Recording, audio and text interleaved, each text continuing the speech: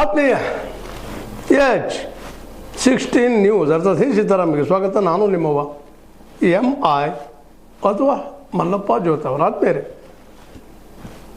ಅಧಿವೇಶನ ಮುಗಿಸಿಬಿಟ್ರ ಇನ್ನೂ 2 ದಿನ ಇತ್ತಲ್ರಿ. ಅನೇಕ ವಿಷಯಗಳನ್ನು ಚರ್ಚೆ ಮಾಡ್ಬೋದಾಗಿತ್ತು.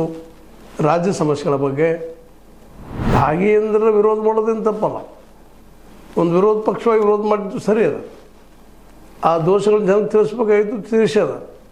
ಆದರೆ ಅದನ್ನು ಪ್ರೊಲಾಂಗ್ ಮಾಡೋದು, ರಾಜ್ಯಪಾಲರಿಗೆ ಮನವಿ ಕೊಟ್ಟಿದ್ದು ಎಲ್ಲ ಸರಿ. ಆದರೆ ಅದನ್ನು ಡಿಸ್ಕಷನ್ ಮಾಡಬೇಕಾಯ್ತಲ್ಲ, ಚರ್ಚೆ ಮಾಡಬೇಕಾಯ್ತು. ಇದರಿಂದ ನಿಜವಾಗಿಯೂ ಲಾಭ ಆಗಿದ್ದು ಯಾರಿಗೆ? ಆಡಳಿತ ಪಕ್ಷಕರಿಗೆ. ಯಾಕಂದರೆ ಬಹಳ ದೊಡ್ಡ ಇಶ್ಯೂ ಇದ್ದು ಇದರಲ್ಲೇ. ಅದರಲ್ಲ ಮುಖ್ಯವಾಗಿ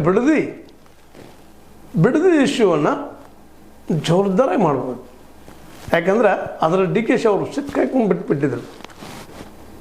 ರೈತರ ವಿಷಯ ಎದ್ದು ನಿಂತಿದ್ರು. ಇಡೀ ರೈತ ಸಮುದಾಯ ಇವತ್ತು BJP ಪರ ನಿಲ್ಲುವಂಥ ಒಂದು ಪರಿಸ್ಥಿತಿ ನಿರ್ಮಾಣ ಆಗಿತ್ತು.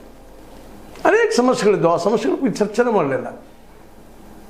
ಯಾವಾಗ ನೀವು ಮುಕ್ಕೊಳ್ತೀರಿ ಖಾಲಿ ಇದ್ದಂಥ ಸೀಟ್ಗಳನ್ನು ಕೇಳಬೇಕಾಗಿತ್ತು. ಪಾಪ ಯುವಕರು ಇವತ್ತು ಅನ್ಎಂಪ್ಲಾಯ್ಡ್ ಒದ್ದಾಡ್ತಾ ಇದ್ದಾರೆ. ಉದ್ಯೋಗಗಳಿಲ್ಲ, ಉದ್ಯೋಗ ಸೃಷ್ಟಿ ಇಲ್ಲ. ಅನೇಕ ವಿಷಯ 1, 2 ಮಾತಾಡಲಿಕ್ಕೆ ಬರೀ ಕೇವಲ ಈ ದಿನಗಳಲ್ಲೇ ನಡೆದದ್ದು 8 ದಿವಸ ನಡೀತು ಈ ಅಧಿವೇಶನ. ಅದರಲ್ಲಿ ಕಲಾಪ ಗರಿಷ್ಠ 25 ತಾಸು ನಡೀತು. ನಿಜವಾಗಿ ಇದು ನೋವಿನ ವಿಷಯ.